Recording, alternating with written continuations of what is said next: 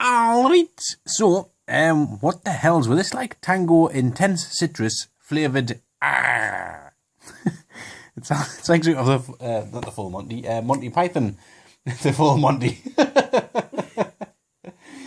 the hell's in it? Penis.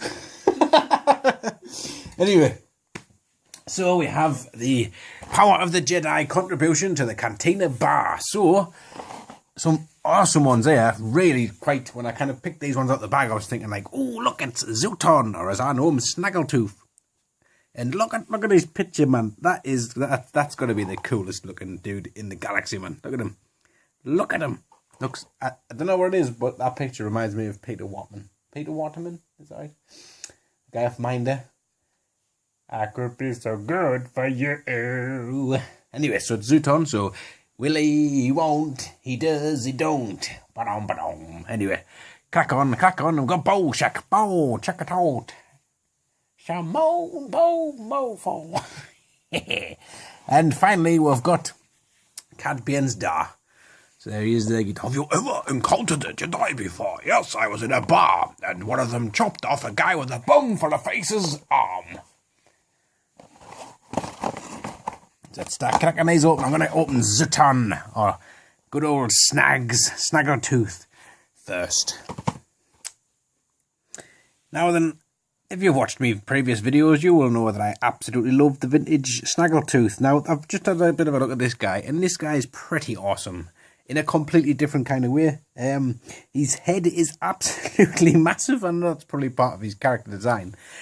And the vintage one had grey skin. This has kind of got more of a flesh-coloured thing. And what was kind of weird with the vintage one was he had like painted nostrils, which on like 100% of every figure, that's a bad thing. But Snaggletooth, that was actually really quite cool.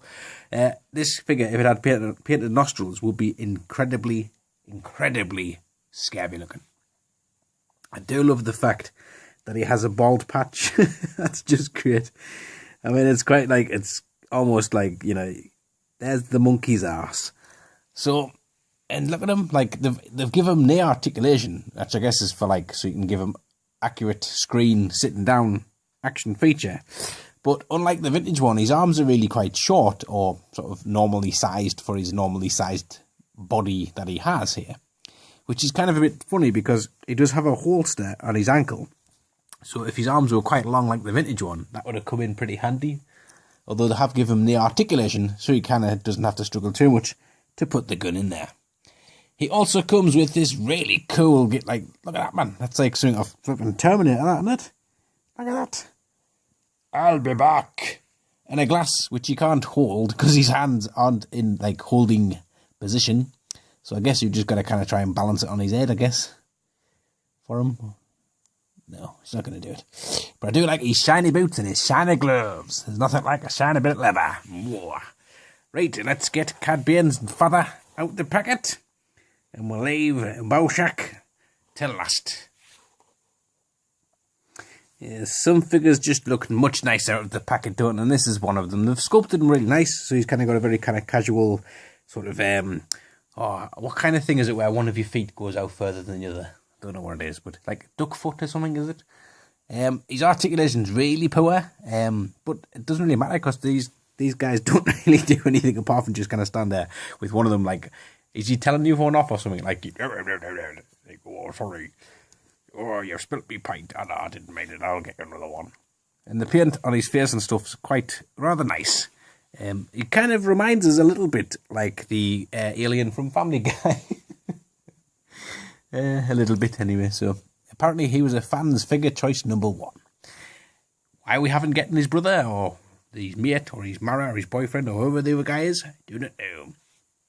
And finally, oh look, I love figures that come with helmets. And Bow Shack here has a helmet, and he even has an arm that's posed for holding his helmet. So that's helmet holding action.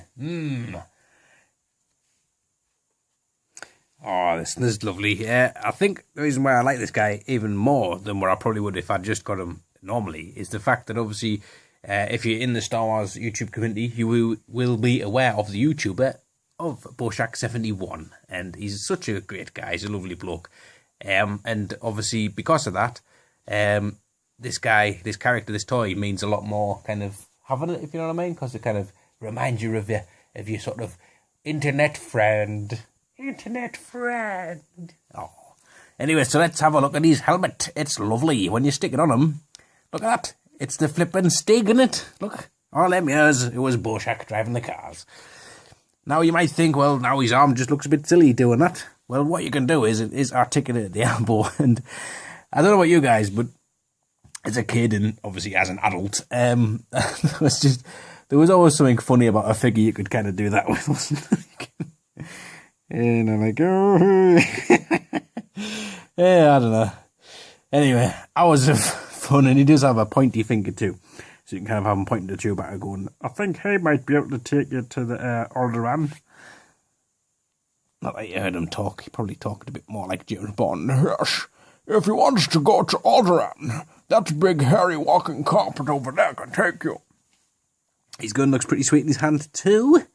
Not that it's focusing, because it's focusing on big flippin' Snaggletooth's massive baldy head. So there you are. He has a gun. I don't remember like that many people having guns in the Cantina bar, but like every single figure nigh on that I've got of the Cantina patrons have all got flippin' guns. What's all that about? So there you go. Power of the Force. Cantina bar patrons. Look at them. Don't look too far down because you won't be this. Wow. Excellent. I love the Cantina. It is so cool. Bye.